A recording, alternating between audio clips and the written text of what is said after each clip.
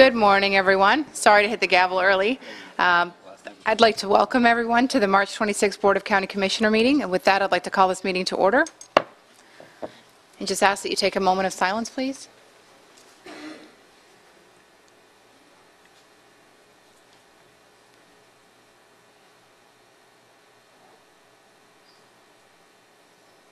Commissioner Tobias? Please stand and join me in the pledge.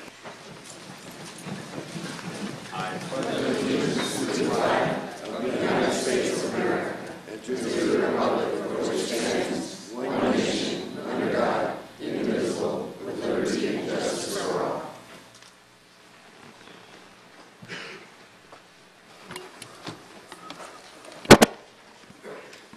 Item D, minutes for approval.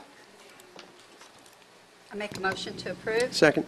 Motion by Commissioner Pritchett, second by Commissioner Lober. All those in favor say aye. Aye. Any opposed? Motion passes unanimously. Commissioner Smith? Thank you, Madam Chair. I've got several resolutions today. I think they're about 85. No, I'm just kidding. But I do have 4. And the first would be our Ag group. So would you folks like to come up to the podium? Bud, you're allowed too.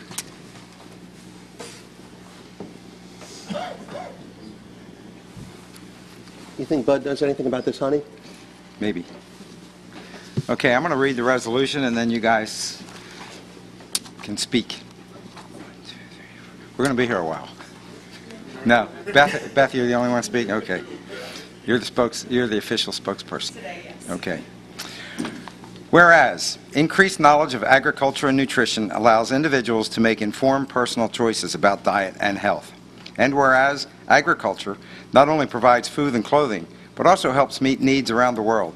And whereas American agriculture is not just producing more food, it's producing higher quality food and new technology, which means farmers are more environmentally friendly than ever before. And whereas, people acknowledge and consider career opportunities in the agriculture, food, and fiber industry, and whereas informed citizens will be able to participate in establishing the policies that will support agriculture in Brevard County and across the nation. Now, therefore, be it resolved that the Board of County Commissioners of Brevard, Florida, County, Florida, do hereby recognize March 14th, 2019 as Agriculture Day in Brevard County. Obviously, this is not March 14th, but I wasn't here at the last meeting, so today is March 14th. We just want to thank you for recognizing agriculture. Let me finish. Sorry. Done, ordered, and adopted in regular session this 26th day of March 2019. Madam Chair, I'd like to make a motion to approve this resolution. Motion by Commissioner Smith. Second. Second by Commissioner Lober.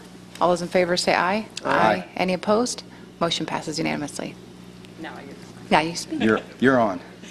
I just want to thank you for recognizing agriculture and the importance that it is in Brevard County and all that our farmers do for our local food as well as food that gets shipped off around the country. Thank you so much. Thank you. Thank you very much. Anybody else have anything to say? Bo, Bud, Tom? You can start calling on him. Oh, yeah. Now, we want to thank you for your support of agriculture. A lot of times, the ag community stays in the background working, and this gives us an opportunity to come to the forefront to let everybody know the importance of agriculture, not only within our state, but within our local county and community here. So we thank you for the recognition, and I look forward to working with you guys. Thank you.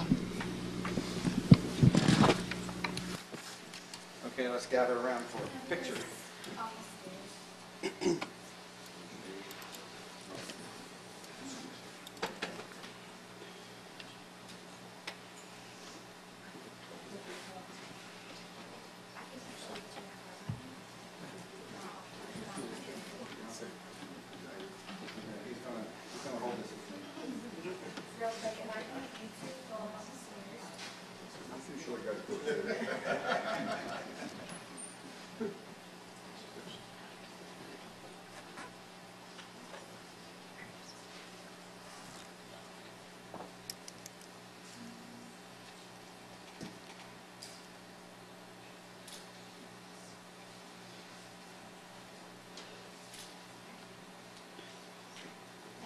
That's it?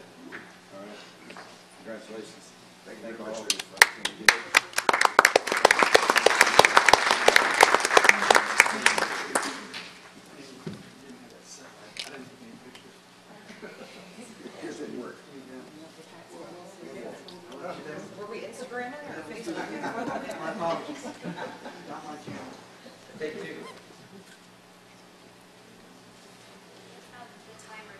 Is that what it is?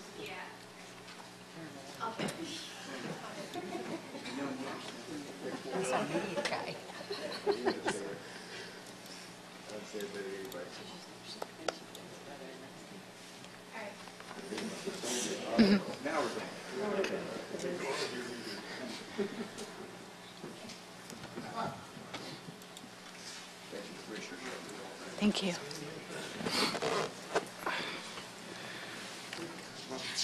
All right, moving on to Resolution 2. Ed Riley and Kevin Smith.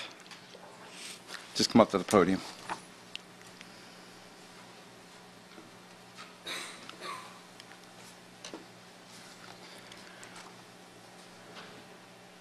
Nice to see you, gentlemen. Thank you for being here. All right, let me read this. Whereas, by 1776, nearly 300,000 natives of Ireland had emigrated to the American colonies, and they played a crucial role in America's war for independence. And whereas at least 8 signers of the Declaration of Independence were of Irish origin, and 18 presidents have proudly proclaimed their Irish-American heritage. Whereas in 1892, Irish-born James Hoban provided the architectural plans for the White House and served as one of the supervising architects for the construction of the Capitol. Whereas Irish-born Commodore John Barry was recognized by the United States Congress in September of 2002 as the first flag officer of the United States Navy and fought the last sea battle of the Revolutionary War, ironically off the coast of Florida. And whereas, in 1942, the 5 Sullivan brothers made the ultimate sacrifice for democracy and freedom during the naval battle of Guadalcanal, when their light cruiser they served on was sunk. And in 1995, the destroyer USS Sullivan was commissioned in their honor and memory. And whereas the Irish first came to Spanish La Florida in the 1500s and have provided leadership in the political, business, and religious areas of the nation since its inception.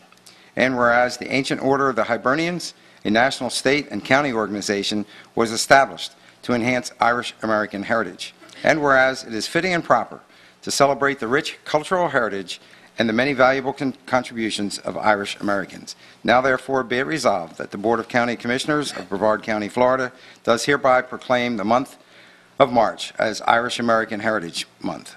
Done, ordered, and adopted in regular session this 26th day of March 2019. Madam Chair, I'd like to make a motion to approve this resolution. I have a motion by Commissioner Smith, Second? second by Commissioner Lober. All those in favor say aye. Aye. Aye. Any opposed? Motion passes unanimously. You have the floor.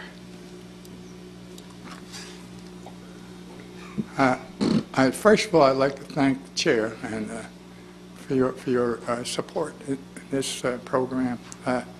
We've spent the last, I guess, well, the last 20-something years trying to get out that the Irish had quite a bit of involvement in the founding and the maintaining this nation ever since its founding.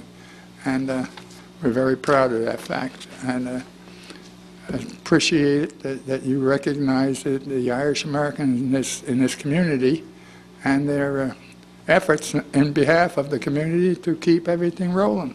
And I thank you very much. And Mr. Smith, thank you, sir. You're welcome. Thank you. You have anything to say? No. Okay. Thank you.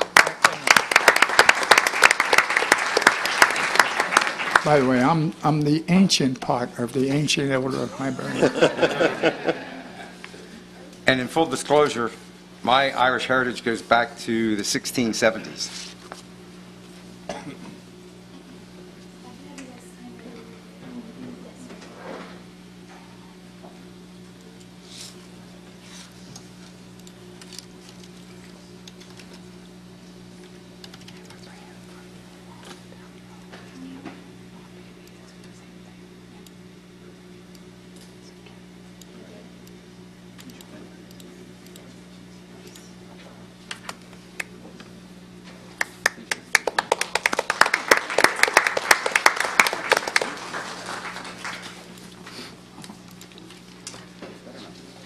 Tracy Pellegrino.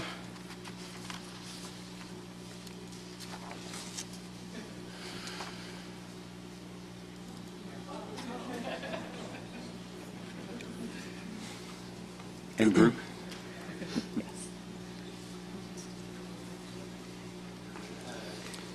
I think you're all together. Yes. It's going to look pretty empty in here when you guys leave. Sorry about that. Sorry. No, I'm glad all of you were able to be here. All right, let me read this. Whereas, Florida's future depends on nurturing the healthy development of our children. And whereas the abuse and neglect of children can cause severe, costly, and lifelong problems. And whereas every child has a right to a safe, healthy, and happy childhood where they are educationally and developmentally on track. And whereas research shows that parents and caregivers who have support systems and know how to seek help in times of trouble are more resilient and better able to provide safe environments and nurturing experiences for their children. Whereas individuals, businesses, schools, and faith-based and community organizations must make children a top priority and take action to support the physical, social, emotional, and educational development and competency of all children. And whereas the blue and silver pinwheel stands as a symbol of health and happiness all children deserve. Whereas during the month of April, Prevent Child Abuse Florida, in collaboration with the Florida Department of Children and Families and the Child Abuse Prevention Task Force of Brevard, will implement Pinwheels for Prevention, a statewide campaign promoting awareness of healthy child development, positive parenting, and the types of concrete support families need within their communities. Now therefore be it resolved that the Board of County Commissioners of Brevard County, Florida, do hereby proclaim April 2019 as Child Abuse Prevention Month, and urge all Floridians to engage in activities whose purpose is to strengthen families and communities to provide the optimal environment for healthy child development. Done, ordered, and adopted. In regular session this 26th day of March 2019, Madam Chair, make a motion that we approve this resolution. Motion by Commissioner Smith, Second? second by Commissioner Pritchett. All those in favor say aye. Aye. Any opposed? Motion passes unanimously. Thank you. Thank you. On behalf of Brevard Cares and the Child Abuse Prevention Task Force, thank you for your proclamation of April 2019 as Child Abuse Prevention Month. The Pinwheels for Prevention campaign reminds us of our ongoing responsibility to ensure that every child has equal opportunity for healthy environments and a great childhood. So when you see the pinwheels planted around the community this April, please let it remind you of happy, healthy children, what we're all striving for in this community. Unfortunately, child abuse and neglect interferes with healthy child development and can lead to high-risk behaviors and chronic health problems. So preventing child abuse early is less costly to society than fixing things later. Nothing is more important than preventing child abuse and neglect. The Child Abuse Prevention Task Force members are dedicated to working with these families to strengthen them. I want everyone to be aware. Sometimes families are struggling with drug addiction, domestic violence, or other problems. Have them dial 211 to get help and referrals, or give them a captive blue resource card that you guys are all getting today. One final plug, the Child Abuse Prevention Task Force of Brevard is hosting a family fun night at Squid Lips in Melbourne on April 6th. So Squid Lips will be donating 4% of the dinner proceeds back to the Child Abuse Prevention Task Force. So please come out and join us. Just want to remind everyone finally that everyone has a role in creating a healthy community for children to grow in. So get involved, join the Child Abuse Prevention Task Force or other organization that supports children. Thank you. Thank you.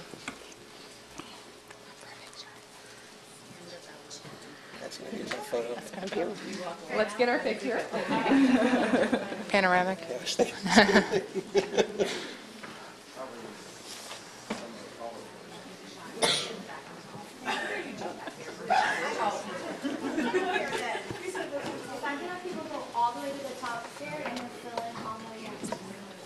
If I can't see your face, I can't see you on the camera. If you can't see my face, I can't see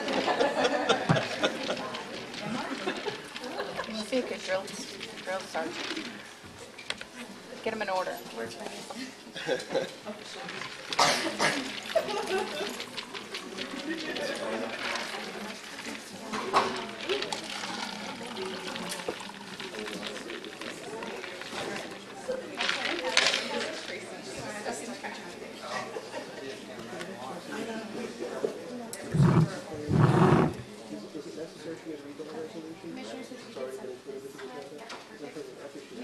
top, this way.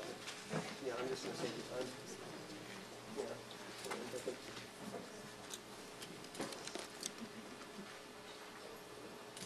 One more. Thank you.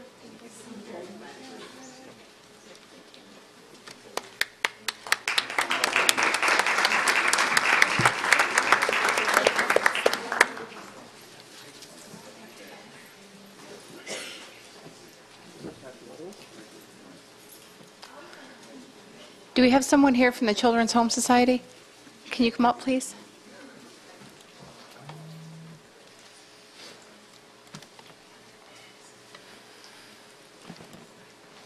And if you'll just say a few words after I'm done reading the resolution? Great. A resolution for the Children's Home Society of Florida. Whereas Children's Home Society of Florida was first launched in 1902 to provide a safe home to the growing population of abandoned and homeless children in Jacksonville, thus solving an intense societal challenge. And whereas Children's Home Society of Florida has built a bridge to success for more than 1 million children and their family members statewide, including more than 5,000 along Florida's Space Coast in 2018. And whereas Children's Home Society of Florida transforms the future for local children and families, providing the right services and solutions at the right time along Florida's Space Coast, with an emphasis on early Head Start, targeted case management, family and individual counseling, and Endeavor Elementary, a community partnership school, which is located in the core of Cocoa.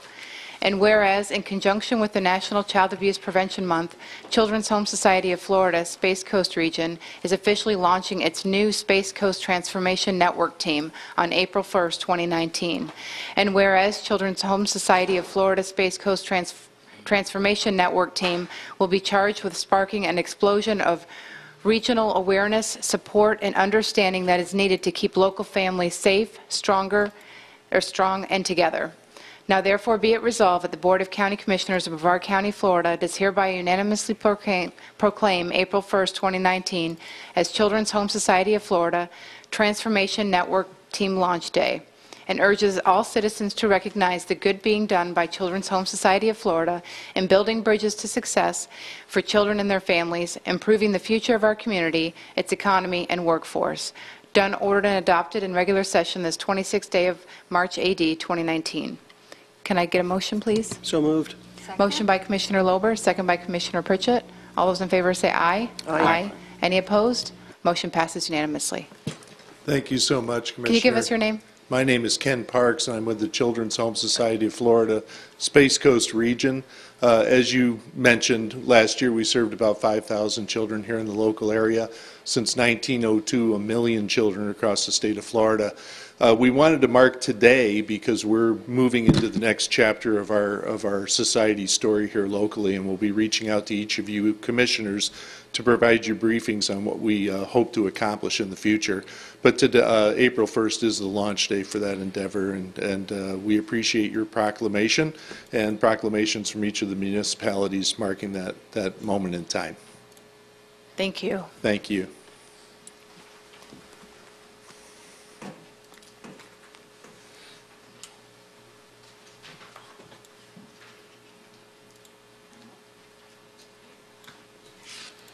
See Sam Lopez here, do you?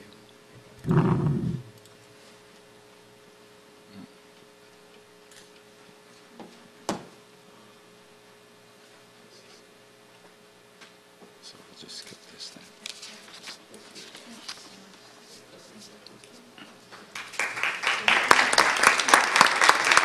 Should I read this anyway?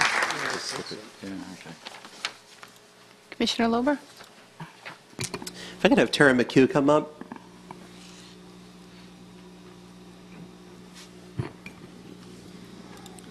If it's okay with you, Madam Chair, I'd like to have her go through her presentation, and then we can address the resolution. Okay. Thank you. Thank you so much for having me this morning. My name is Tara McHugh. I'm the Director of Planning from the East Central Florida Regional Planning Council. Is it not showing? Does it show on your screen? Oh. Oh, there we go. Sorry. Okay. So I'm here to talk about the East Central Florida Regional Resiliency Action Plan.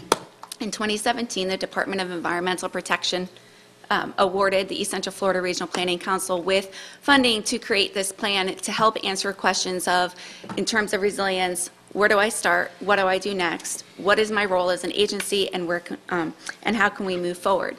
The project goals were to increase capacity across the region, and when I talk about region for this project, it's Volusia and Brevard. Engage stakeholders and obtain support for adoption of the action plan.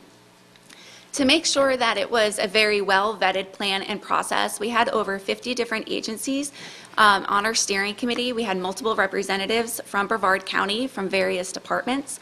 We also had educational institutions, federal agencies, state agencies, and regional agencies. To make sure we were all working off the same definition of what is resilience, our steering committee came up with and sort of adapted the 100 Resilient Cities definition. But basically what it does is it talks about how together, collaboratively, regardless of what your role is, what agency you're working for, that everybody can work together to plan, sustain, adapt, recover, improve, and grow together, regardless of what stressor or shock that is experienced. Stakeholder engagement was a major part of our process. We had six workshops in Brevard and Volusia.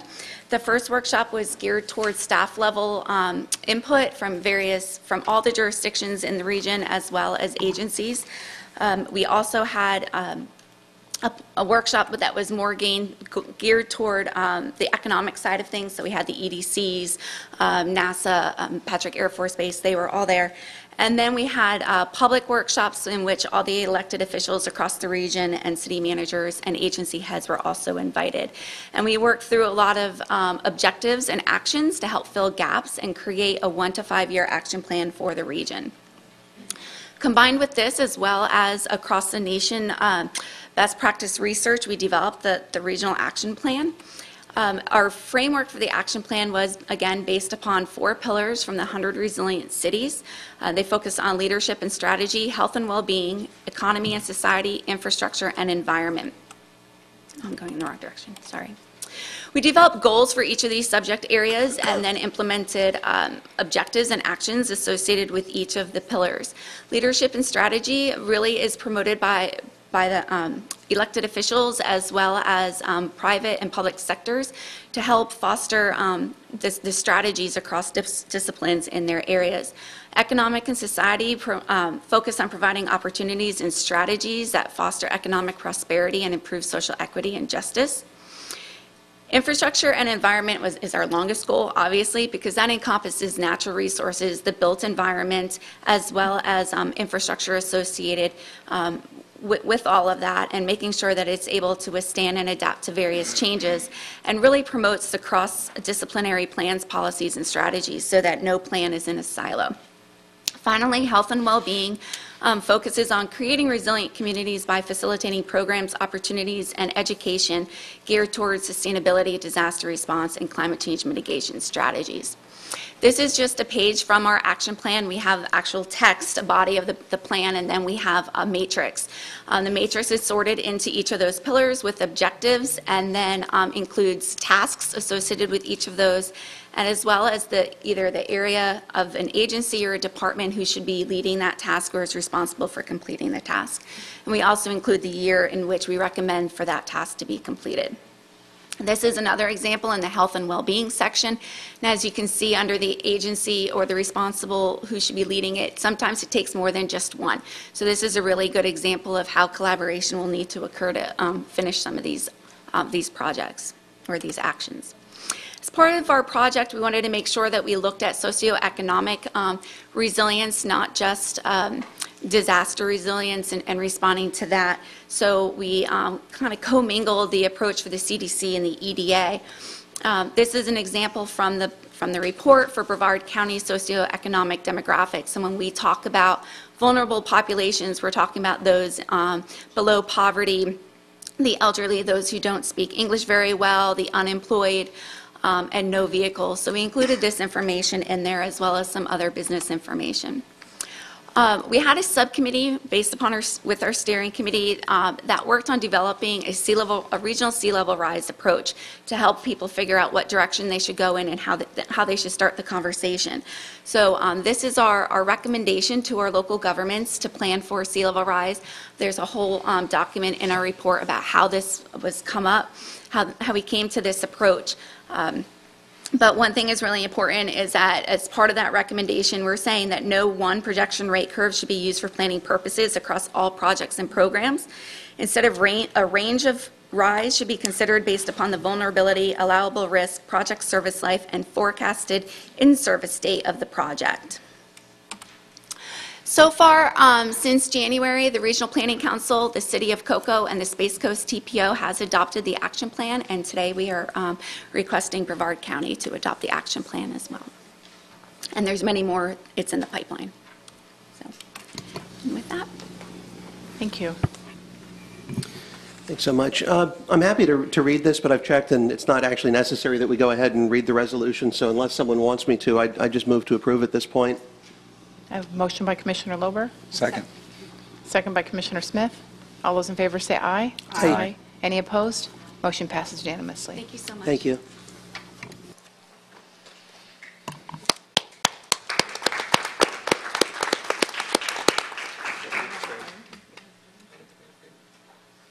Do you have a frame for him? No, no frames.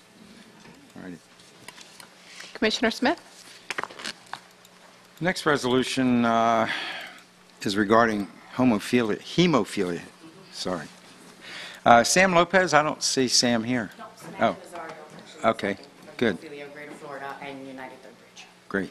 Okay, well, let me read this then. Whereas hemophilia is a rare disorder in which your blood does not clot normally because it lacks sufficient blood clotting proteins.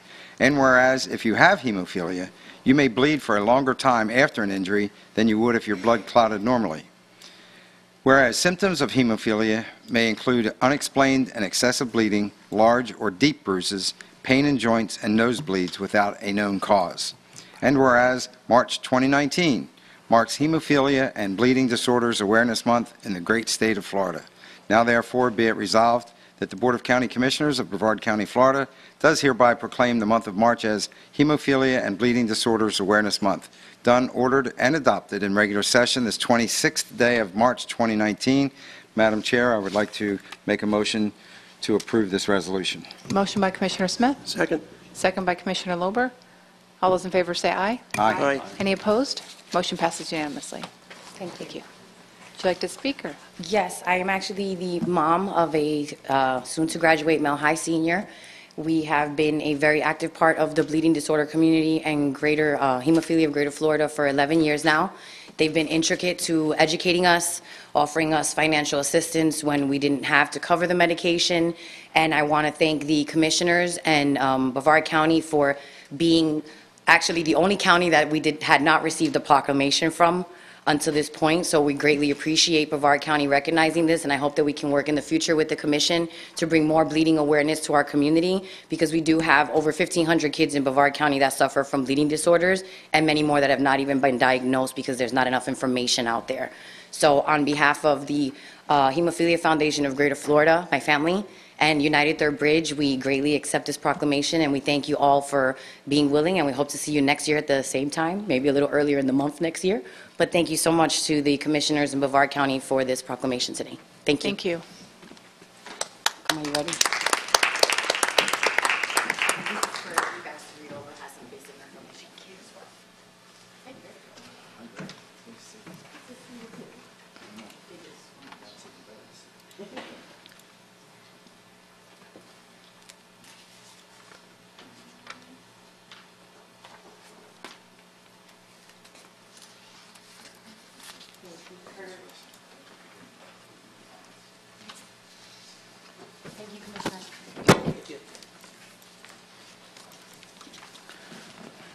Okay, moving on to consent.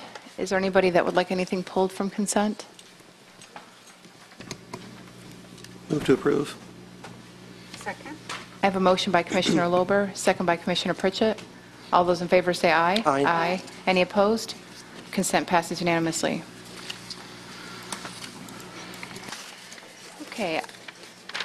Item G, public comment. I have 2 cards. That's okay. Robert Burns.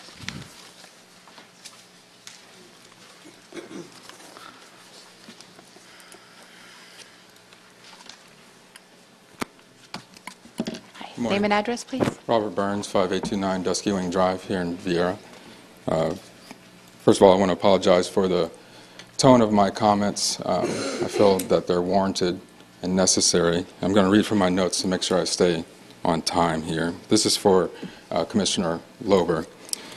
Over the last few months, or the last month, I've sent 6 or 7 emails to your office about your resolutions. I received 0 response or even acknowledgement of them. My emails were polite, neutral, respectful, and simply asked questions about the fundamentals of the resolutions you were presenting to this board. I even sought the counsel of staff of another commissioner on alternative ways to solicit a response from your office, which also failed. I started one of my emails with acknowledgement that I don't live in your district in case that was a reason you were not responding to me. However, I wasn't writing about comments specific to your district. In every case, I wrote about the resolutions that you were presenting to this board for approval. I cannot write my commissioner and question him and expect him to answer questions specific to your own resolutions and their intent when he's prohibited from speaking to you about them by the law. So what alternative do I have but to try to come here and speak to you in public comments or on the agenda item and try to fit everything within a 3-minute timer, to which you will probably also ignore, or go off on a tangent and attack the presenter as you have a history of doing. Last month we had to all sit here while you went through about 30 minutes or more of your slideshow of screenshots of emails and listened to your commentary berating the citizens who sent them to you. You took the time to do background checks on these people and joke about putting up mugshots and had to be advised not to do so by your own county attorney. This is the kind of pettiness you seem to have time for on emails, according to you, that don't matter. However, when someone sends you a substantive email about laws for this state, you don't find that worthy of a response. I want to remind you that although the residents of your district hired you, you work for all of us. And when you are presenting matters to this board that affect my family and affect this state law, I expect a response. That's all. Thank you. Sure. Appreciate that. I have a couple comments. As Mr. Burns mentioned, he is not a constituent of mine, and I can tell everyone in attendance and everyone watching this why he didn't receive a response. There was nothing polite to say, and why do I say that? On October 22nd of this past year, on at least one occasion during that date, that gentleman, and I use the term rather loosely, questioned my father's service in the public health service, essentially denying that he had left as lieutenant commander under good circumstances. He posted quite a bit on Facebook, and I have one pulled up here, saying, I would do the research, but it's hard to research something that doesn't exist. I don't have any expectations of you, really, but you are very predictable. So with someone questioning my father's service, I didn't see there being anything productive in responding to anyone doing anything of that sort, especially when they're not a constituent of mine. So anyone else that would have done the same thing, and I believe he's the only individual ever to have done that, at least in my lifetime, I would have treated them the same. So anyone that's going to question my father's military service, or excuse me, public health service, and having left as lieutenant commander, having worked on a Coast Guard base and treated folks that were absolutely fighting for this country, they can expect the same treatment. I'm not going to respond to them. They're cut off at that point. I don't know. We shouldn't be doing a back and forth. I just want to correct, he made a false statement. I just want to correct that. But you have to wait till next public comments just because in order to maintain decorum. Okay. Okay? No problem. Thank you. Yep. All right, moving along. I have Susan Meal. Susan was supposed to be, you can come up. Susan was supposed to be on the agenda, and I think just messaging got crossed because I wanted to allow her enough time because we were requested by the senator to listen to her, to what she had to present, and I believe, did you provide that to, you provided that to our staff, correct? There's a, Yes. Who's wants it? Yeah. A PowerPoint, yes. But I mean, if anyone asks, this is why I'm allowing her more time, because right. you were supposed to be on our agenda, so you can take 10 to 15 minutes if that's acceptable. I won't need that much time, but I Okay. appreciate that. All right. And I appreciate the opportunity to speak to you today. And there's a little thing here that goes up and down, I'm sure. To the right? Okay, great. Yes, back in December, we were approached by some folks, including some elected officials in Indian River County, to come together to form a new organization to get the message out about All Aboard Florida /Brightline/Virgin Trains. And we had growing concerns, so a group of us did do that. And we're representing people all throughout the region, including the Space Coast, because as we know, all of us will be affected by this. And our goal is that Virgin Trains are made safe without using tax dollars, or they don't operate at all in our region. Corporate structure has changed since we last spoke to you about the trains. This was a few years back. Fortress ownership is now SoftBank, a Japanese conglomerate, and Florida East Coast Rail is now owned by a Mexican group, a Mexican company called Grupo Mexico. As we've all known from their website and from their IPO and other financial documents, their goal is to go from Miami to Jacksonville and also across the state to Tampa. I might mention that in their IPO and on all of their financial documents for bonds, et cetera, never is there a mention of another stop on the east coast of Florida.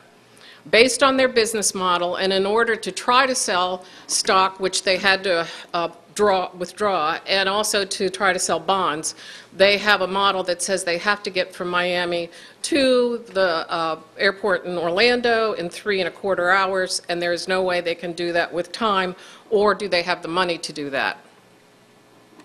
Also, we always point out that if they're successful, Grupo Mexico will have double track for freight to all the major ports in the state.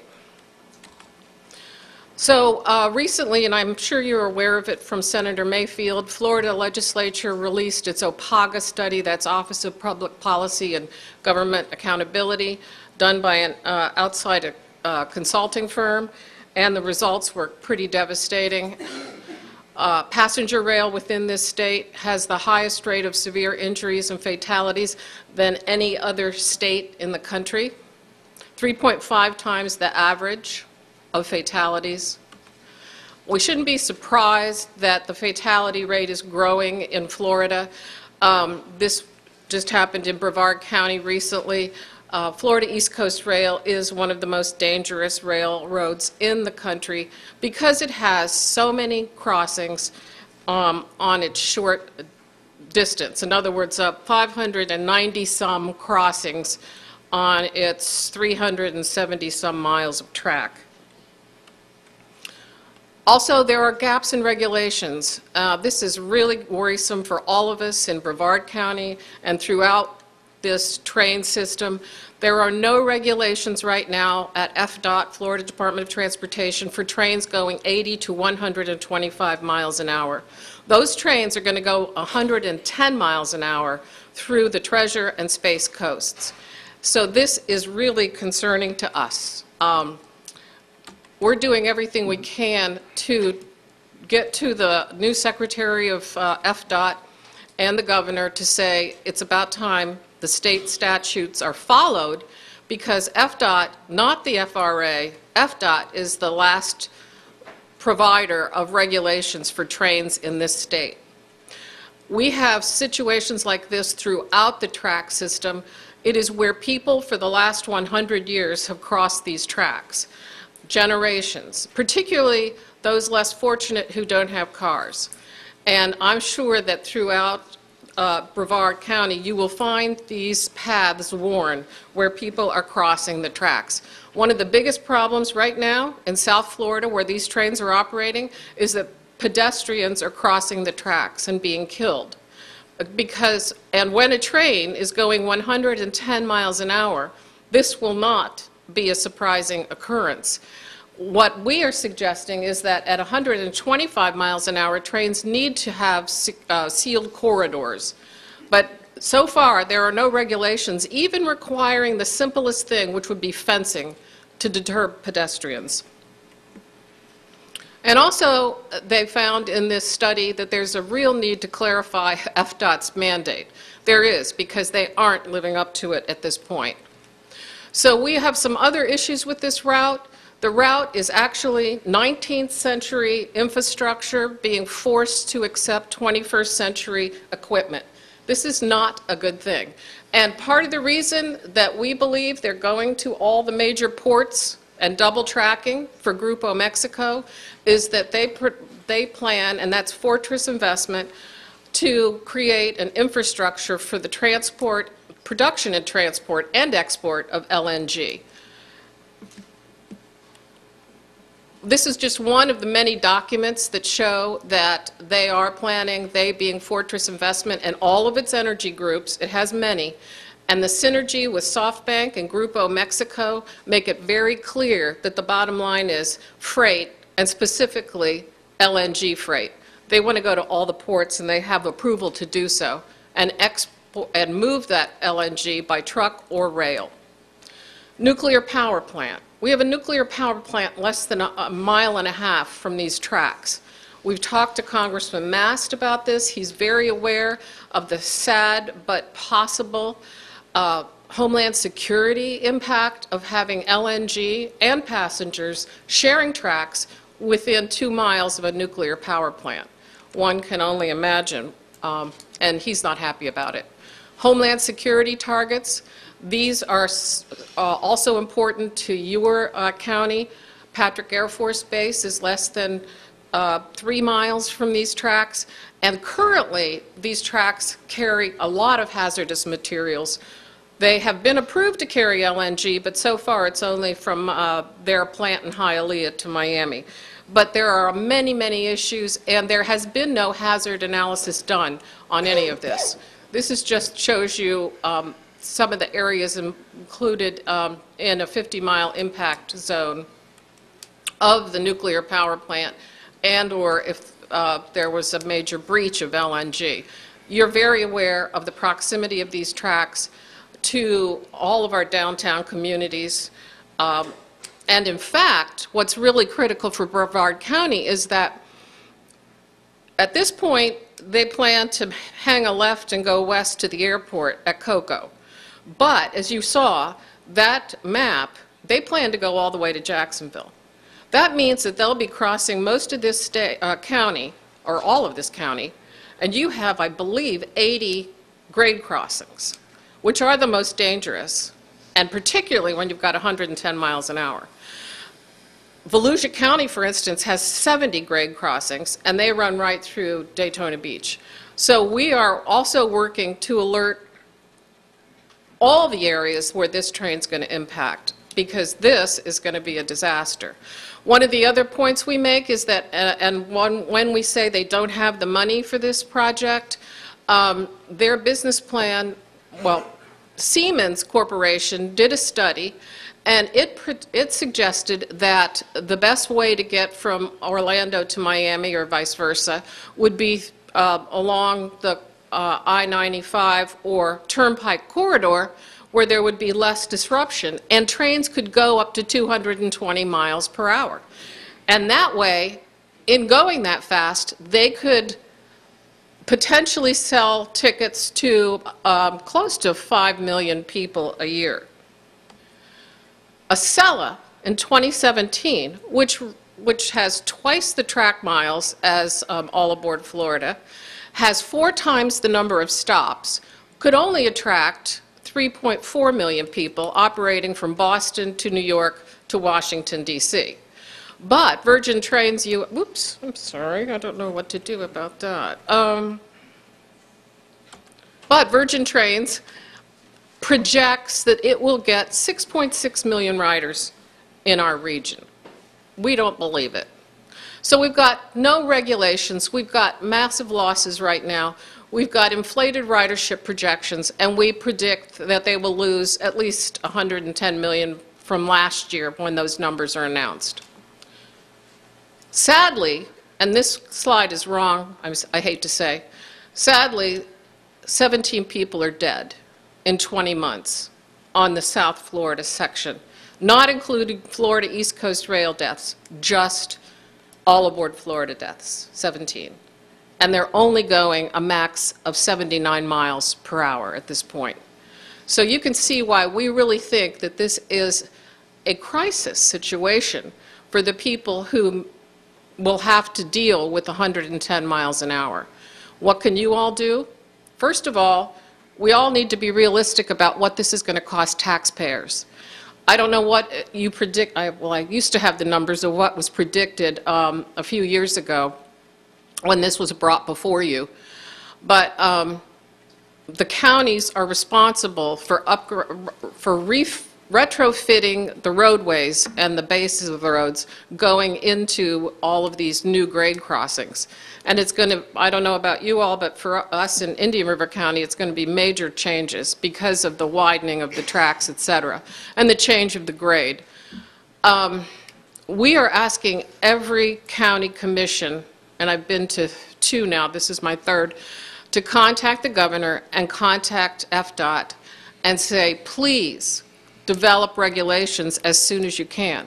At this point, we don't know what it's really going to cost for this train company to put this in if we don't even know what the regulations are going to be. And God forbid there are no regulations, because we just can't believe that we have found ourselves in this position, although we have a feeling that somebody knew where the sweet spot was. I was going to ask you to consider a resolution at least supporting Senator Mayfield in her efforts to get the regulations created. We don't think it takes legislation at this point. It's statute. It just needs people to step up to the plate. But a resolution supporting her efforts might take a little too much time. So I'm here today to ask you if there's any chance that you all could at least, at the very least, send a letter to the governor and a letter to the Department of Transportation, Florida, and ask them to look into this and to develop regulations as quickly as possible. I didn't take the, I didn't know that if it should be incumbent on me to help you draft that letter, but I would be happy to. We have done the same in another county, and the letter has gone out. What we think should happen rapidly is that the new Secretary of Transportation, Secretary Tebow, should be asked at least to come and see what this area looks like and what we're going to be dealing with. The last Secretary Prasad, under Governor Scott, was invited 2 or 3 times to come, and he never did. And we just really think that this whole project at this point is unconscionable. I'd be happy to answer any questions you have. Question? No? Thank you. And I just have a little bit of information about our organization. So I find that supplying it digitally makes a lot more sense. Thank you. Thank you.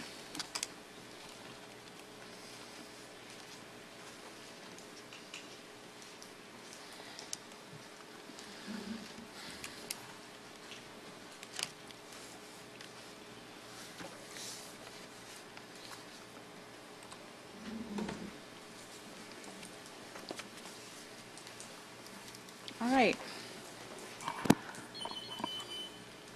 Moving on to item H1 under public hearings.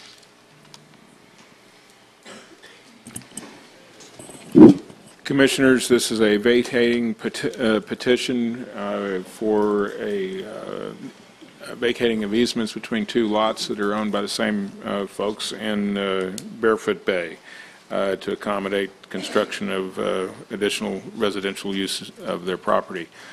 We've received no objections or concerns associated with this petition. Commission, what's your pleasure? Madam Chair, I'd like to pass this petition. I make a motion. Second. Motion by Commissioner Smith, second by Commissioner Tobias. All those in favor say aye. Aye. Any opposed? Motion passes unanimously. H2? H2 is request that the board conduct a second public hearing to approve revisions to Article 62, Chapter 62, Article 6, Division 5, Section 62, 1835, and Section 62, 1841 to better align fish camps and RV parks. Essentially what this does is it makes the fish camp land use consistent with the existing fish camps that we have, and it also extends the stay for temporary vacations up to 180 days. If you have any questions, we're happy to answer them. Commission? Move to approve. Second. Motion by Commissioner Lober, second by Commissioner Pritchett. All those in favor say aye. Aye. Aye. Any opposed? Motion passes unanimously. H3?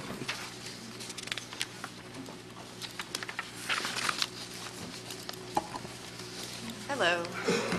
H3 is a vested rights application by Ms. Mary Donheimer. We're asking the board to accept the stipulated final order as determined by the special magistrate and agreed to by the county and the applicant. In 1990, the board approved a rezoning with a binding development plan for 2 single-family residences. The properties subsequently changed hands and was never developed. The BDP does not meet current ordinances related to wetlands, so the applicant went to the special magistrate for a vested rights determination. The special magistrate agreed, and we are here to ask for your approval and acceptance of the final order. Commissioner Pritchett? Make a motion to approve this item. Motion Second. by Commissioner Pritchett, second by Commissioner Lober. All those in favor say aye. Aye. Any opposed? Motion passes unanimously. All right.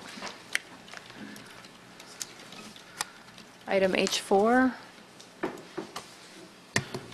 Do you need a minute, or do you want to? I'm thinking maybe we should start with public comment, and then I can discuss it just to keep things moving. Okay. Yes, ma'am. I'm sorry. And in the meanwhile, while we're addressing that, I have a new draft of an ordinance. I have on the top right of it a green triangle because there have been so many different versions circulated around. I sent a copy to the clerk yesterday and then to Ms. Bentley as well. Let me get those going here. Okay, I have 14 comment cards, so I'm going to read the first couple of names so you guys will know what order you're in. See if we get this one done that way. I have a Bill Jacobson, and after Bill, I have Robert Bowman.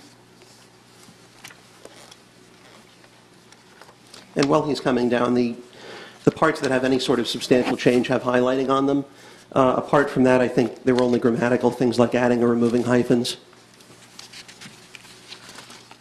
And this was taken from the draft that was circulated, I believe, on the 22nd from the county manager's office, so that would be the closest equivalent to this. Okay. Go ahead. One would hope that there should be a compelling reason before the heavy hand of local government takes away people's right to purchase a pet or breed from a place of their choice or to elect to adopt. There should also be a compelling reason to put legitimate, regulated, and tax-paying pet stores out of business. I've sent a number of items, maybe to the point of being annoying, to most of the commissioners simply to illustrate the fallacy of a pet store ban, particularly a licensed, regulated business bound by the Florida Pet Limit Law, while shelters, rescues, and most backyard breeders are not regulated, nor are they bound by the Florida Pet Limit Law. Bottom line, there are many compelling reasons not to ban legitimate, regulated pet stores from selling dogs. Out-of-control backyard breeders, internet sellers, such as but not limited to websites which are easy to set up and look legitimate, Puppy Finder, Craigslist, among others, would welcome a pet store ban. Indeed, it is clear that unregulated underground and black market for dogs would flourish. These unregulated sources would welcome a pet store ban. Legitimate shelters will no doubt ultimately be seriously impacted by a pet store ban, and a lot of people will be hurt and more dogs will suffer. The negative consequences of a pet store ban are increasing where bans have been put into effect. One example I personally know of, a customer of ours who had a cousin who had purchased a golden retriever some time ago from us, had a friend in California, pet store ban state, who purchased a golden retriever from Craigslist, said to be 8 weeks old. In fact, the poor puppy was estimated by their veterinarian to be 5 to 6 weeks old, and after some $4,000 in vet bills had to be euthanized. They had no recourse against the seller. Given the volume and content of items on the subject I've sent to commissioners, I will simply close with the following comment made in a speech by Dennis Prager with an additional, with a slight addition I entered into the quote. Motives don't mean anything. It is the results. I meant well is irrelevant. What matters is, do you do good, not do you feel good? At the moment you know that, you have left the left and have the opportunity to enter reality. The change I would make to that, in this case, the left being the rogue, radical animal rights and vegan activist agenda. I hope that the materials provided by myself and others to the objective commissioners will result in this misleading, misguided, feel-good, and beyond naive and counterproductive ordinance will be voted down. The Humane Society of the United States has never been a friend of shelters. The Humane Society of the United States has deceived the public and many for contributions, and unfortunately many politicians. They are not a friend of shelters and never have been. And if there are any questions, I'm ready. If not, I'll sit down. Question. So you said that certain folks are not friends of shelters. Are shelters friends of shelters? That's frankly a dumb question. I don't know how to answer that. Well, if we have BCSO running the animal shelter, do you think they're trying to drive their shelter into the ground? I don't understand your point. I'm just saying. My point is, if BCSO is in support of this and they run the shelter, you're talking BCSO, about... I'm not talking about BCSO. I am, though. You're Well, I'm talking not. about who is and who is not a friend of a shelter. I'm asking you, do you think those folks that run shelters want to drive them into the ground? All I'll say, I'll repeat it, is the Is Humane that Society of the United a States, no? who heavily influenced you, All right, thank you, sir. deceived I you. appreciate you not answering my question. Okay. All right, and if we could just save questions to the end? Okay. Okay, Mr. Bowman, and after Mr. Bowman, we have Carol Barrett. Hi, name and address, please? Robert Bauman, 122 Brandy Creek Circle, Palm Bay. Bowman, I'm sorry. That's fine. Good morning. My name is Robert Bauman. I'm a veterinarian, and I am the medical director for Village Animal Hospital in Palm Bay. For the last 14 years, I've been the consulting veterinarian for the Humane Society of South Brevard, Z Beagle Rescue, Tiny Bug Dog Rescue, and Puppies Plus. I'm here to discuss the proposed ban on retail sales of dogs and cats in the county. The goal of this ban is certainly admirable. I believe the goal is to aid our county shelters as well as to eliminate the importation of puppies from puppy mills. Unfortunately, this ban will accomplish neither of these goals. At present, pet stores that sell puppies are under the jurisdiction of the Florida Department of Agriculture as well as the Brevard County Animal Services. These two government organizations regularly inspect pet stores to ensure that the puppies sold by these facilities are provided proper care. By eliminating pet stores that sell puppies, the Brevard County Commission is creating an underground industry that is not answerable to any form of government. This phenomenon is evident in the state of California, which made businesses that sell puppies illegal. What California has experienced is an alarming rise in backyard breeders that are not answerable to any form of government or authority. The conditions in which these dogs live and the care they receive is unacceptable. I have provided veterinary consultation for Puppies Plus for the last 14 years. During this time, I have found Puppies Plus to be a very ethical, moral, and honest business. I feel very comfortable seeing Puppies Plus sell puppies to Brevard County citizens because the state of Florida and Brevard County already have in place laws to protect the consumer from fraud and abuse. Before a puppy is sold, a veterinarian authorized by the state of Florida must examine the puppy and deem it healthy and fit for sale.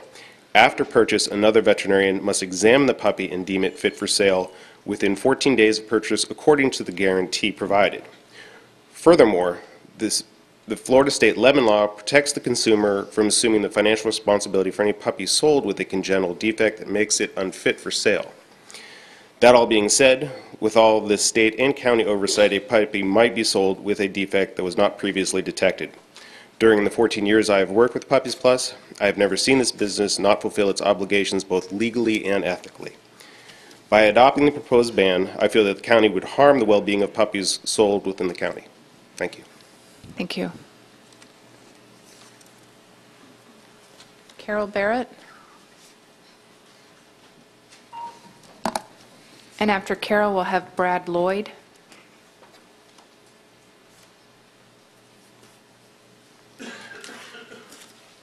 Hi, my name is Carol Barrett, and I live in West Melbourne, Brevard County. I'm a dog lover, and I support the bill that would ban pet stores from getting the dogs from puppy mills and non-reputable breeders. All of my dogs have been rescues. I have never bought a dog from a pet store or from a breeder.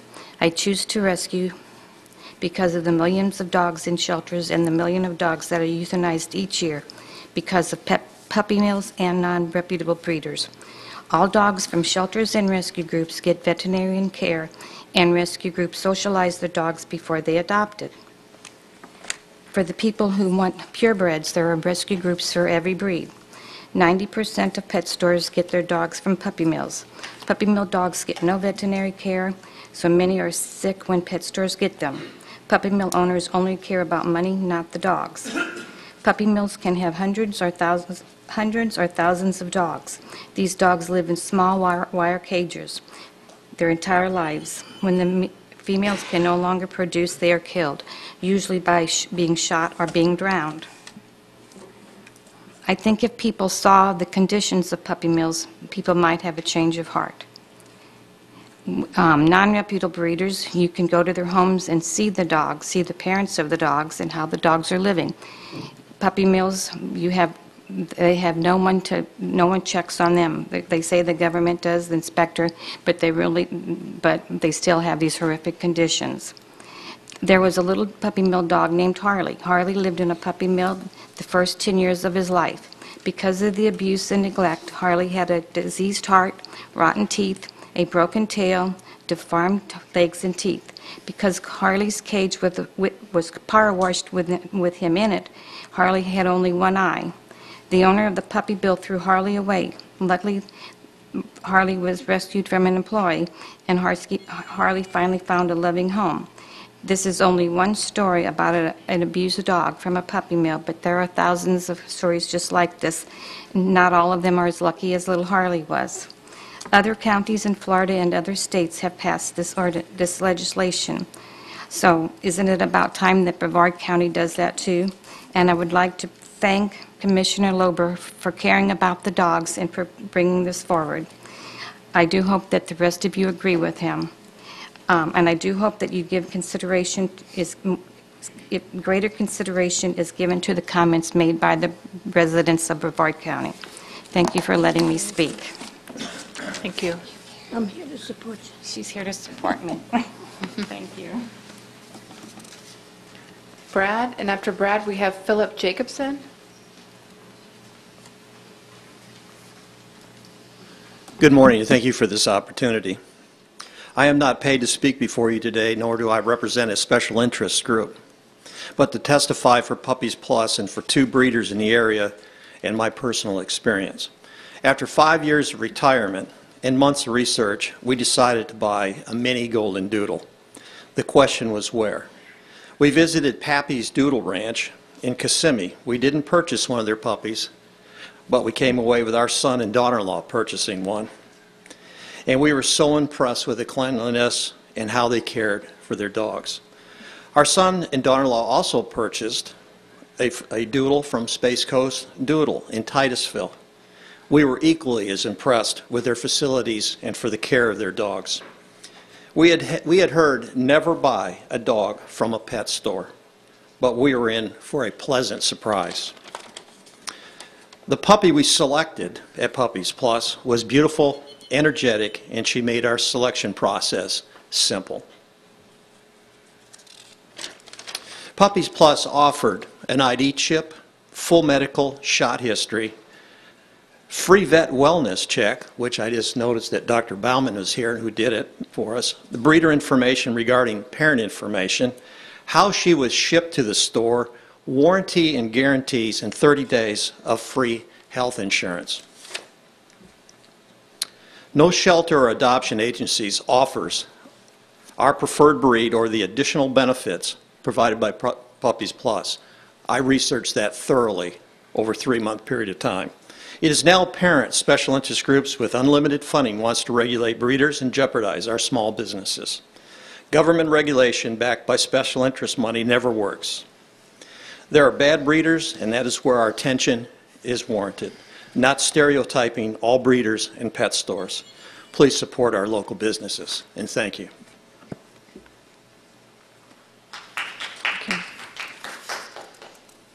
Philip Jacobson, and after Philip, we have Brianna Brown.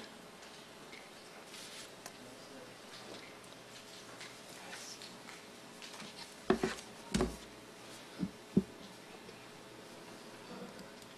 ahead. Hi. Full disclosure, I'm the son of Bill Jacobson. I came 6 years ago from Chicago to help my father with the store after my mom passed away. I just take a brief moment to address what happened in these chambers at the last meeting and the words that were thrown against them using, and the reason you brought up HSUS and not the other organization you're talking about is because they have issues, they have propaganda. You showed the slideshow, HSUS, HSUS,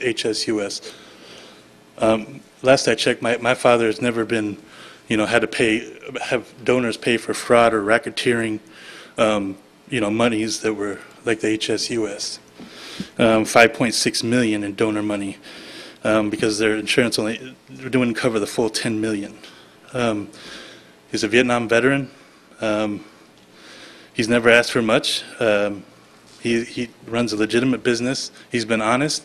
He tried to reach out to you with honesty, and you basically tried to pin him as a dishonest person.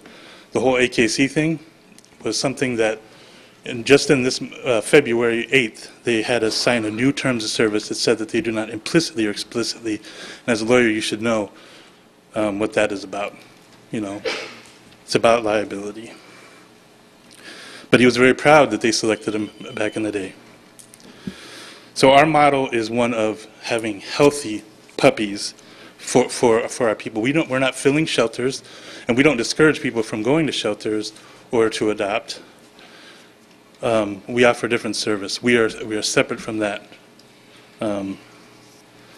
So I would just ask, we're okay with regulations, not overbearing regulations. We would like to meet halfway. We'd like to meet with you and discuss proper regulations that would help us move forward and not close us down after 22 years. The Facebook, somebody shared on Facebook about how Mr. Lober would like to pass this ordinance, and if he would continue to do such a thing, that he would have them arrested. And I just find that pretty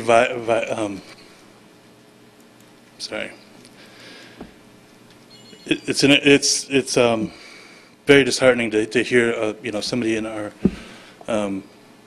public sector say something about that like that about my father. So I'm a little upset about that. Thank you so much. Thank you. May I? Briefly? Very briefly. I do have a question for you, sir. Sir? That last item you mentioned, you said I threatened to have someone arrested if this was passed or wasn't passed. Could you tell me about that? Because that's the first I've ever heard of that. So on your Facebook. Please. Yes, On my Facebook, please. Right in the microphone. That once you pass the ordinance, do you remember this comment? About passing the I'd ordinance? like to know what you said. About pushing to put people in jail, right? And you were addressing somebody because of their source. Oh, you mean folks that violate, putting those folks in jail, those folks that violate criminal law? Yes. Okay, that's the context. I appreciate that. Thank you. Yeah, that's...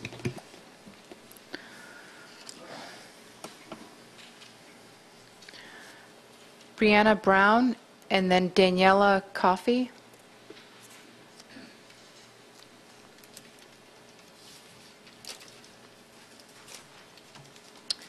Good morning, Commissioners. My name is Brianna Brown. I reside in Hillsborough County. I've talked to you guys before. In the previous meeting, there was some accusations flying around regarding that breeder-pet stores relationships, and I would like to address them based on my firsthand knowledge. Anyone that says a good breeder would not sell their puppies to a pet store is providing you with false information, and is purely sharing their opinion, not a fact. I personally work with many caring dog breeders who are gracious enough to trust us with their puppies. The reason that these responsible breeders do not sell directly to the public is not because they are trying to hide something. It is simply a matter of location. You cannot have a breeder in every county that breeds every type of breed desired by the community. That is impossible. Pet stores exist to bring into your city or county the types of puppies that people want in your community, but cannot find. It is also a false hope to believe local hobby breeders, shelters, and rescue groups will be able to fill the local demand for these types of dogs your community is looking for. Unless you are a supporter of retail rescue, in which case then you would also be a supporter of your definition of puppy mills as well. Just to wrap things up, I would like to thank you, Commissioners, for letting us come out and speak to you and voice our opinions. Thank you. Thank you. Daniela Coffey, and then Alexandria Julian. Good morning, Commissioners. My name is Daniela Coffey. I reside in Hillsborough County, and I'm here again today to speak against the current ordinance on pet retail sales. I know you're all probably more educated than you ever expected to be on this topic, and I promise we will not try to take up more of your time on this matter. I, as well as My Puppy, My Choice, would like to thank you all for allowing us to come here the past few meetings to inform and provide factual information regarding an industry we understand on a far different level than anyone else has spoken on this topic. My Puppy, My Choice started because we witnessed firsthand the gross misinformation of so many supposed facts when we fought against a pet store ban in Hillsborough County. We are not lobbyists or business owners seeking to open stores in your county. We are simply a growing group of individuals, some who have worked in pet stores, some who have purchased a pet from a pet store, and some who just simply understand that ordinance like this will ultimately do the opposite of what you're intending to do. This ordinance will hurt animals, and that is 100% truth. It will hurt the animals. I know for some people in this room, my last sentence seems like a blatant lie, but what I can tell you is when you take away your only current regulatable source, in this case, pet stores providing puppies from licensed breeders, you take away the county's only way of tracking the source of the puppies you're being supplied with. The pet store owner would be responsible for maintaining those records with full versions of inspection reports given to them by the breeder or broker he is working with, and not the redacted versions that are being supplied to animal activists and extremist groups through the Freedom of Information Act. Through this regulation, as well as others, you are making the pet store owner responsible for maintaining his or her business. And if he or she does not, then you have the capability to impose violations that would allow for fines or the closing of that business. Then the fate of the business lies in the business owner's hands, instead of the commission playing judge, jury, and executioner to a legally operating, tax-paying business, in Brevard County's case, a business that's been here over 20 years. I'm asking that you all vote down this ordinance and work on one that would benefit the animals through regulation and would make the business owner responsible for the fate of his or her own business. Thank you for your time. Thank you. Alexandria, and then Angie Friars. Hello, everybody. My name is Alexandria Julian. I reside in Hillsborough County. I'm here today to oppose Commissioner Lober's proposal, and given that this may be my last opportunity to speak in front of you all, I want to say thank you, and a special thank you to any commissioners that have looked at all the sources of information that have been provided. You are all aware of my affiliation with the pet industry. I do not come here representing our family business or any business for that matter. I advocate with My Puppy, My Choice because I've watched over the years an entire group of compassionate, caring, and responsible people be shoved into a category that does not define them. Our only regret now is that we did not stand up sooner. We allowed scare tactics and intimidation to silence us. And the only purpose in us being here is to speak for the animals and to represent all the animals that are going to be negatively affected if this ordinance is pushed through today. So when there is another ordinance proposed, we will be there, and when there is an ill word spoken of the industry as a whole, we will respond. Taking this regulated industry and shoving it underground will be detrimental to all animals. With so many opinions on such an emotional topic, we do tend to forget that we are all still people that are trying to do what we believe is right. However, in return, we may be hurting others. We've heard from many different sides of this topic, but one key component that has been drastically underrepresented is the breeders. We would like to offer a public apology to all responsible breeders that are being wrongfully lumped into a category of substandard breeders, often referred to as puppy mills.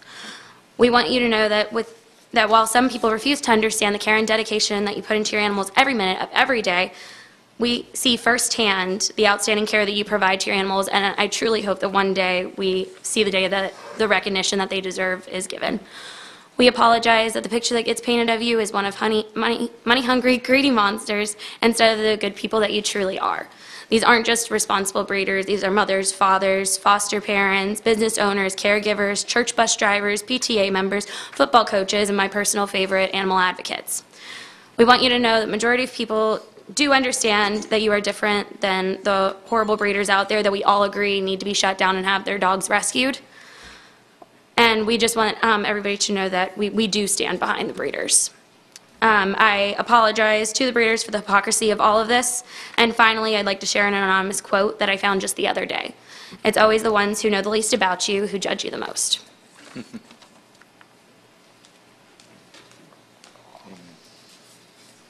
Okay, that was Alexandra. Angie Friars, and after Angie, Cheryl Lankas. Hello, good morning. I have a special guest with me today. My name is Angie Friars. I'm at 1217 White Oak Circle in Melbourne. Last week, this 5-month-old Chihuahua puppy was purchased from Puppies Plus at the Melbourne Square Mall for $1,500. He was surrendered to us on Friday for behavioral issues by the purchaser. Upon intake, it was determined that the behavioral complaints, which included biting, were in fact typical puppy behavior.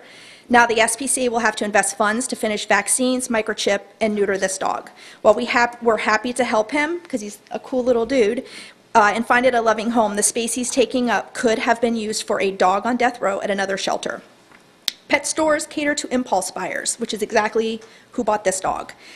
That is why they position themselves in strip malls and place puppies in the front window. A consumer sees the cute puppy in the window and later purchases him or her without considering the time, money, and effort that goes into caring for a puppy. It's a business model that perpetuates irresponsible pet ownership.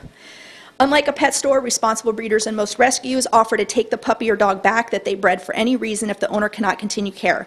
The receipt from Puppies Plus that we have a copy of that came with this Chihuahua Pip we took in last week clearly states no returns, so he ends up on our dime.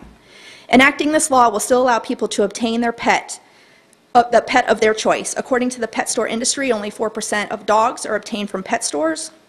So it is illogical to think that the stopping of puppy sales in pet stores will impact consumer choice in any significant way.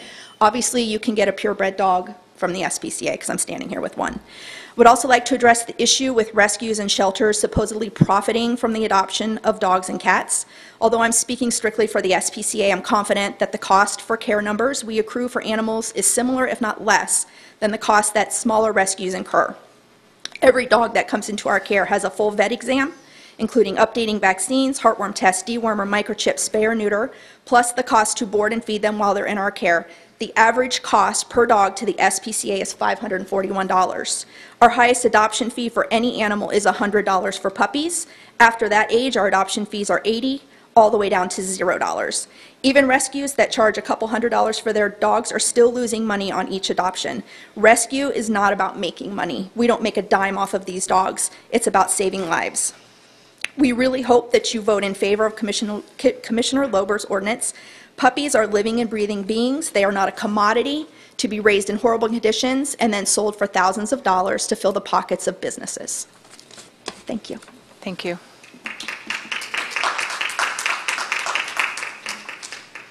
Cheryl, after Cheryl, we have Greg Shax.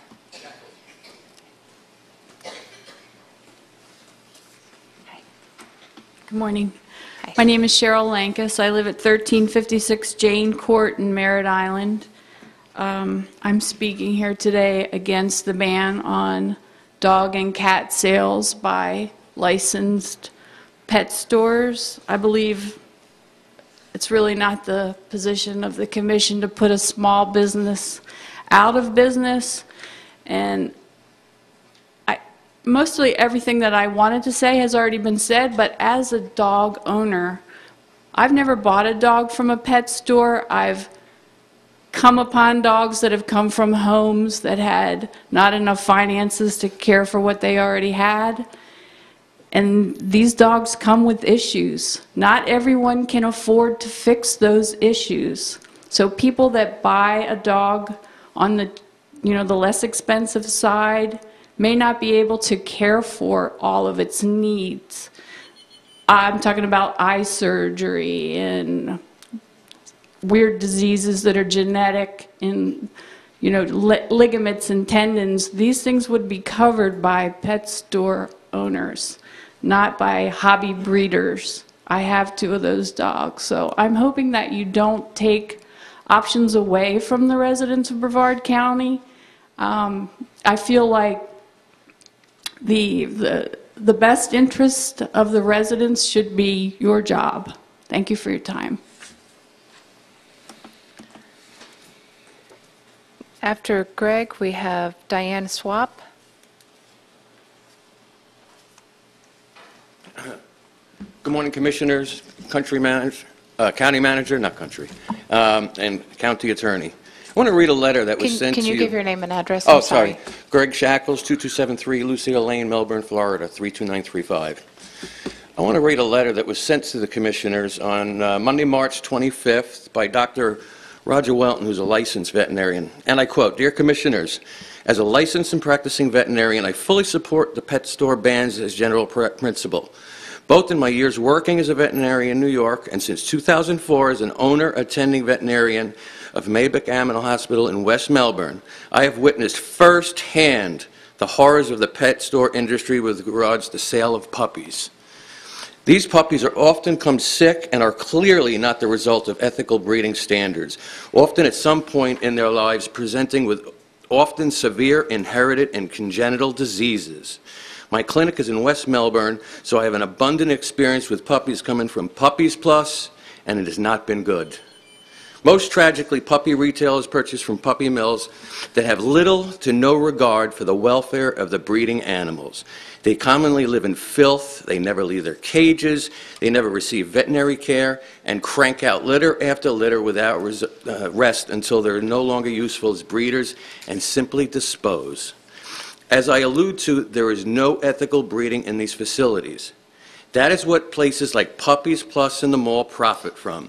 Interestingly, his passionate outreach to veterinarians in this email blast posted below is trying to get us on board with his opposition to the ban.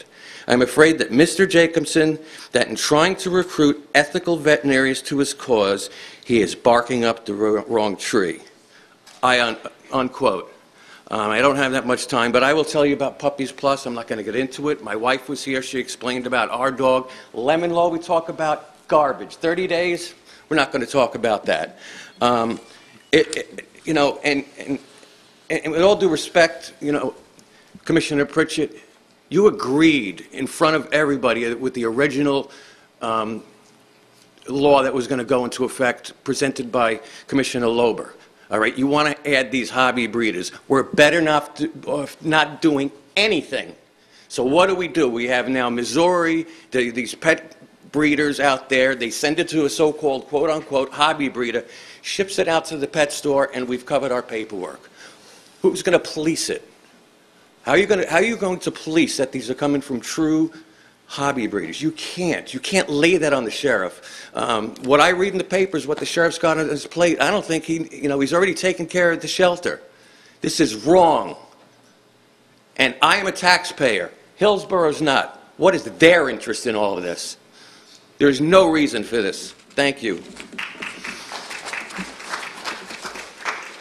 Diane Swap, and after Diane, Michelle Lazaro.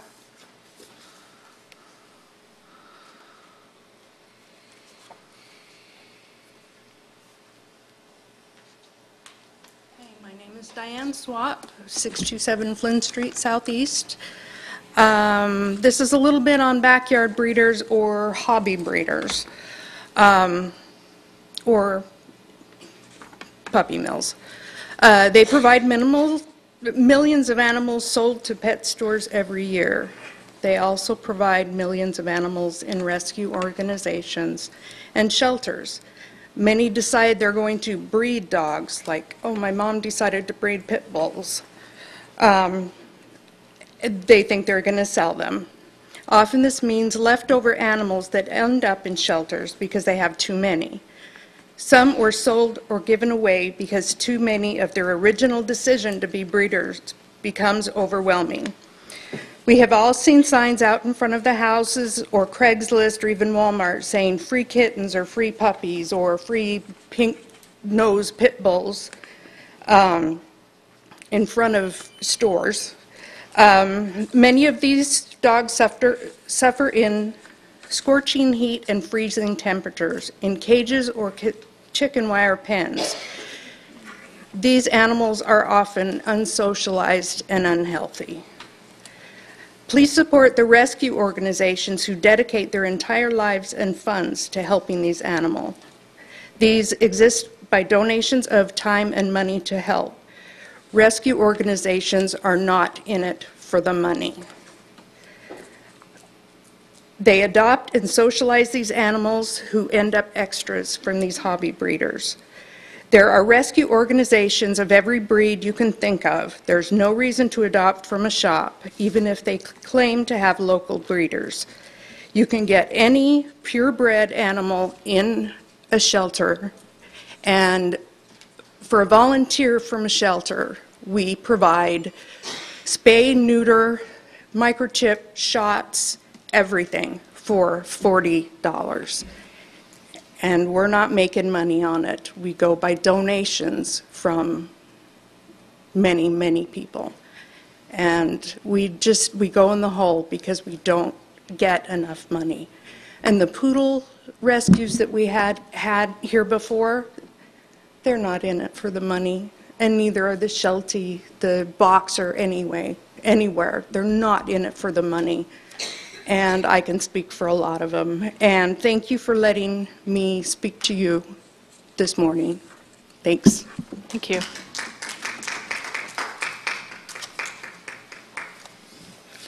Michelle, and after Michelle, Carla Wilson. Good morning, Chair, Vice Chair, Commissioners, staff. I'm Michelle Lazaro. I'm the President of the Animal Defense Coalition. I'm also a City Commissioner in Hallandale Beach, Broward County. As someone who's helped move this ordinance in more than 50 locales in Florida, I cannot express my disappointment at what has transpired here. I sat here and watched a negotiation go on between Commissioner Lober and Pritchett. An agreement was made. What ended up on this week's agenda is not what we sat here and listened to 2 weeks ago. The ordinance currently being presented is written to protect the very businesses that we are trying to stop. We started this movement to stop the sales of puppies in these stores, not to protect them.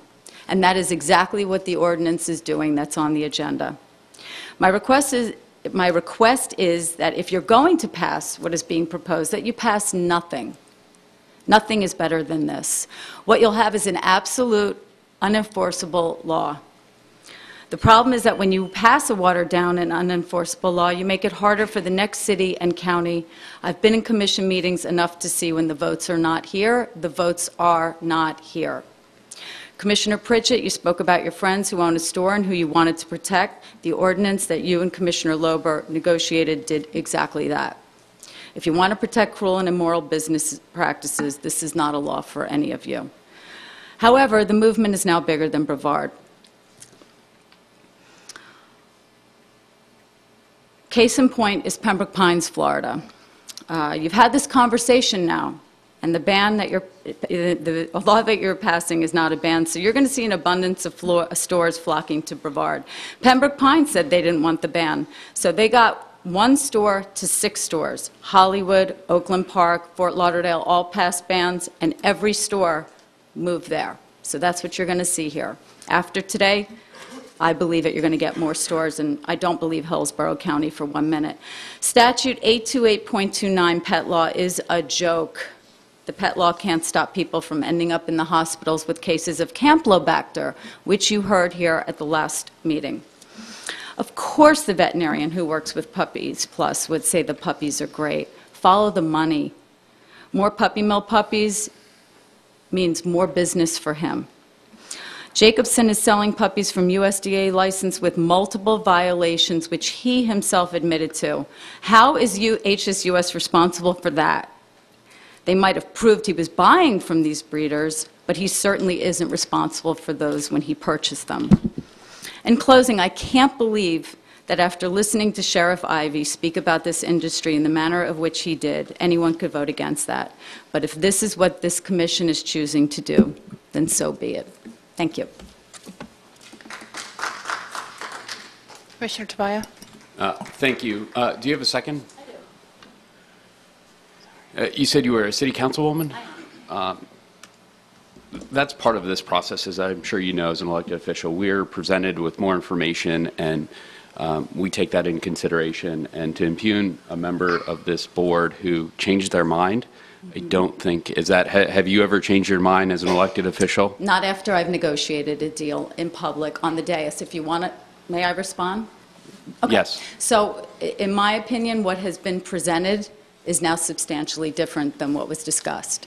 Maybe you should go back out for another reading. I can't tell the attorney what to do, but I certainly don't think it's fair to the people that sat here when you weren't here, Commissioner, and testified. Well, welcome to the legislative process. This is how okay, this is how thanks. it works. And just to be clear, the thread at the end, let me get this straight, that we may have more businesses in Brevard County that may pay more taxes and may employ more people. Is that the end result that could happen?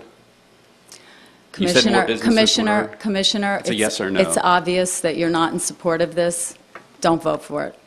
That's my suggestion. That's my suggestion to you. I'm not worried. I'm not going to change my mind here. But that was your statement, was it not, that we would end up with more business here? Correct. Selling more thank you. commercially bred puppies from mills. Commissioner Lober? I was just going to give you an opportunity to finish your thought on that, if there's anything else you wanted to add on that particular topic. No, I mean, I watched the first meeting when you had this discussion, and Commissioner Tobias made his position extremely clear. So I don't mind being asked questions. I think the fact that his comment about, let's just leave it at that. I don't want to go there. Thanks. Thank you. Carla Wilson, and after Carla, Susan Thibodeau. Good morning, Commissioners. My name is Carla Wilson. I live in Winter Springs, Seminole County. I represent no organization. I'm not paid, and I took off work to be here today. Commissioner Pritchett is proposing an entirely different ordinance than Commissioner Lober's ordinance. That is horrible. Some things to point out about her ordinance. Commissioner Pritchett's ordinance is proposed ordinance is a major step backwards from the ordinance she voted to approve 2 weeks ago.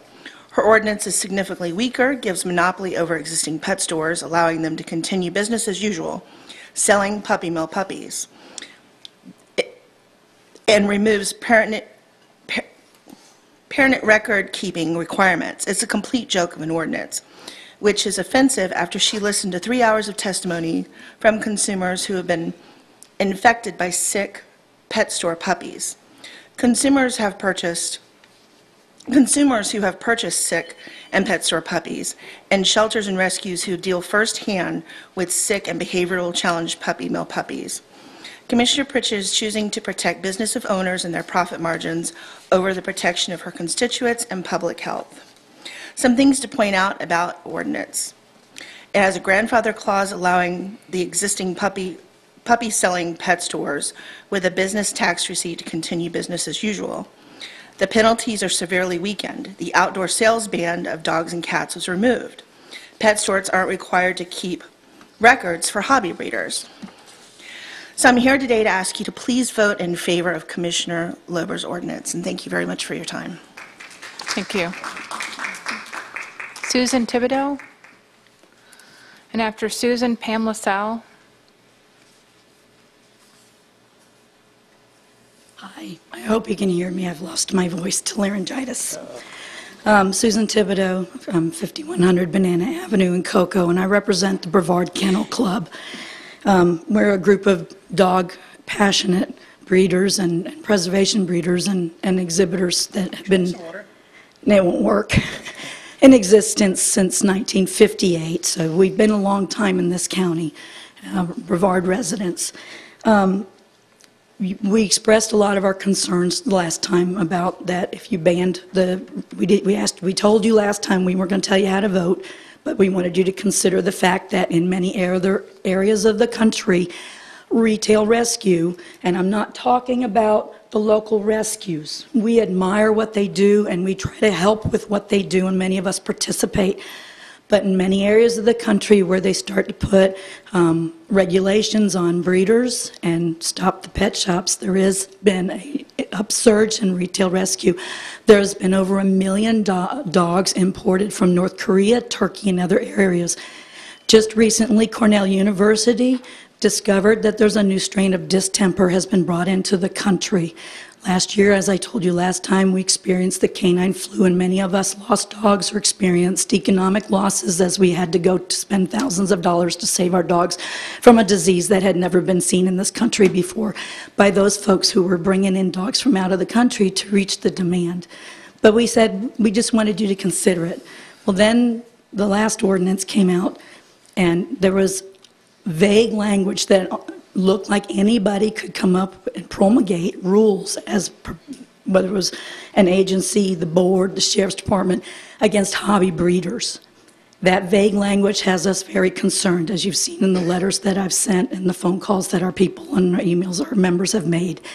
We're very concerned. We're preservation breeders. Most of us only have a litter or two a year. I've had 3 litters in the last 10 years.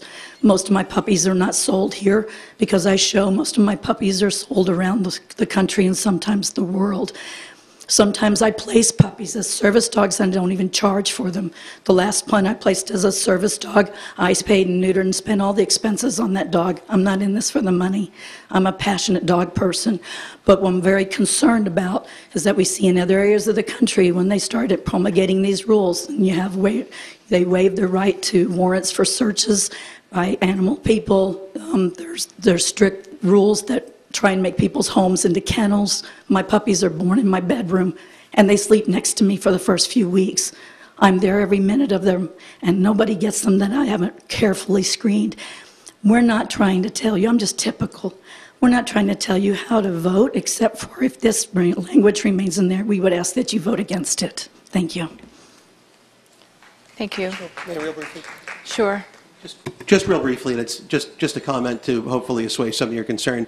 I've seen some of what you've emailed the sheriff. I've discussed it with him. There are some changes that I think you'll be happy with to see in what's proposed today. So I think your concern will probably be addressed before the end of the day. All right, and then we still, though, want you guys to consider the fact that while we have wonderful rescues here in this county, that when you start to clamp down on where people can get their animals, there has been an upsurge. The Greater Atlanta Golden Retriever Rescue brought in over 80 golden retrievers from Turkey. The cost of importing them was covered by donations, and they sold them for $800 a piece. Yeah, Ms. Thibodeau, I'll tell you as well, that's also something that's been addressed in the revised language, so I think you'll be pleased with that as well. I'll address it all at the end after everyone's had their chance, but I think your concerns will, if not entirely, in most part, be fully addressed. Okay, Thank Ms. you. LaSalle, and after Pam LaSalle, John LaSalle.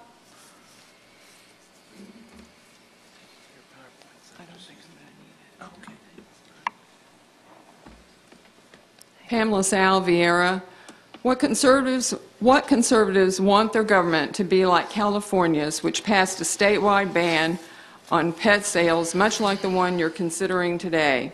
This proposed ordinance is a liberal move to diminish our freedoms and promote animal rights. Cats and dogs should not have special legal standing. The description of the USDA during the discussion at the last meeting on this issue was a disservice to the board and our community. I'm sorry to say, I feel there were many misleading and erroneous statements made with regard to their regulations. Within the state of Florida, there is no state regulatory body for animal welfare, and the USDA oversight of animals and their interstate commerce is a valuable service to the public. The Humane Society of the United States was cited as sources for the ordinance and for the presentation at the last meeting. As a conservative animal welfare advocate, I do not see their influence as beneficial and do not consider them to be an unbiased source. The Humane Society has an established history of animal rights activism, even having to settle a racketeering charge with a $15 million payment because they were among animal rights groups who paid a plaintiff over $190,000 over a period of years to be a plaintiff. And yet this is the organization with a dominant presence in this proposed legislation today. The AKC was used to lampoon Mr. Jacobson, who owns the only pet store in the county currently that would be affected by this ordinance change. Yet there was no mention at the last meeting that the AKC has consistently opposed such legislations as this one all across the country. And I quote from their website, "As the proposals move from community to community, the template stays largely the same. Proponents make inflammatory allegations about abuses by breeders whom they call puppy mills and offer a solution that ironically bans the most regulated and vetted sources, including breeders and handlers subject to federal licensing, while urging the sales or adoption of animals obtained from sources that have little or no regulatory oversight and that are not subject to federal oversight, state and consumer protection laws, or other guarantees. The USDA licenses commercial breeders and dealers of dogs. There is no such thing as a licensed puppy mill. The USDA inspects every dog breeder at least once a year. Why would this board vote to completely eliminate any oversight and consumer protections in favor of none? Regulators don't just find fault, they help people be better caregivers to the animals. We don't need this ordinance. Please vote against it. Thank you. Thank you, Mrs. Howe. John LaSalle? And after John, Natalia Sanabria? John, that's a hard act to follow.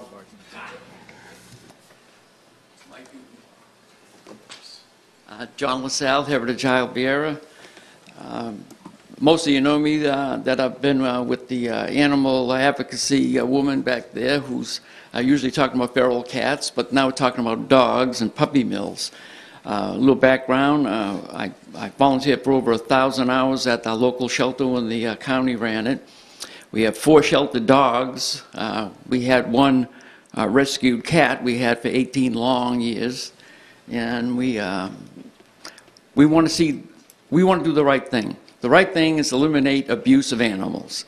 Puppy mills are abhorrent. Puppy mills, no one in this room is going to want to have a puppy mill in the county or the state. We don't. They're in Ohio, they're in Missouri.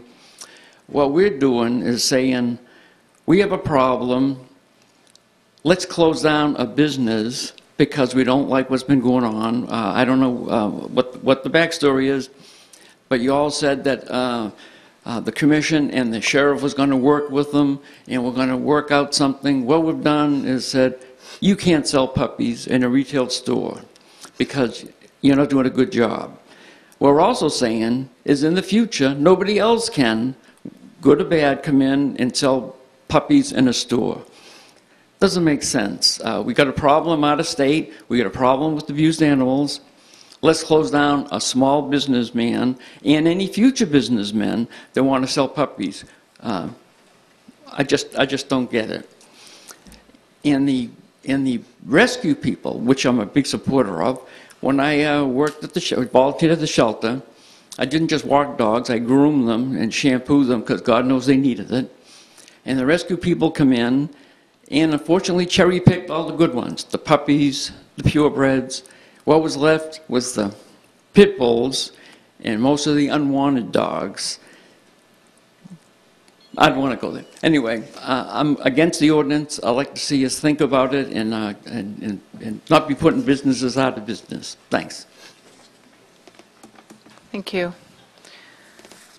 Natalia?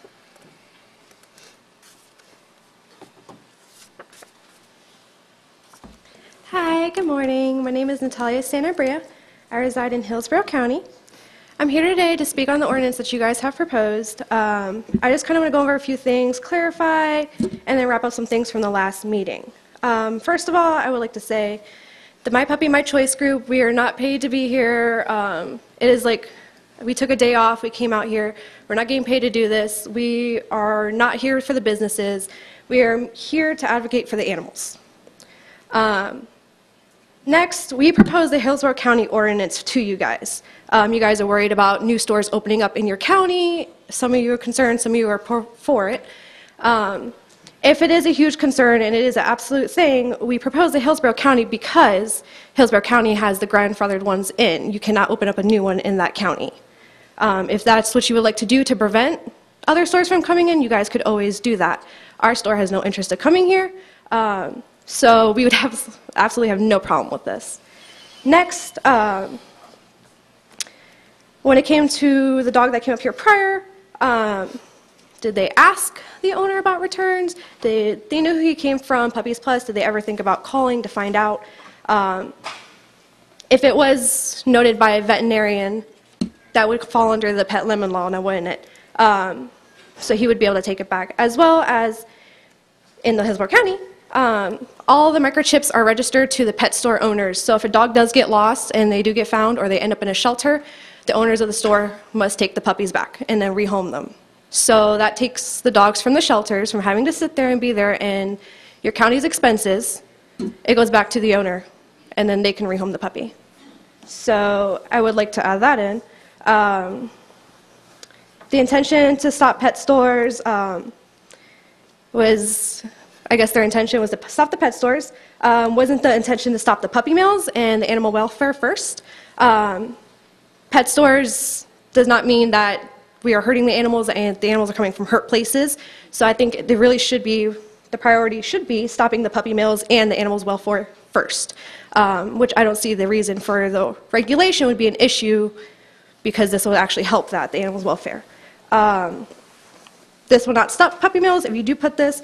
If anything, this is only going to promote retail rescue. Like I said last time, this is going to be a monopoly. It's going to go underground, and it's just not going to go good. Next, real quick, before I run out of time, it was mentioned in the last meeting as well that the animals, by the USDA's regulation of where they can be and everything like that, which you did not go over in the USDA, is they do have a requirement for the exercise for the dogs. That's just the minimum for where the dog has to stay, but there are exercise requirements, and then as well, each state does have their more requirements, so there could be more added on to that. Okay? Thank you. You guys want to take 5 before we get started? Yeah. If you want. Okay. We're going to take 5 7-minute break before we get into discussion because we don't know how long that's going to be.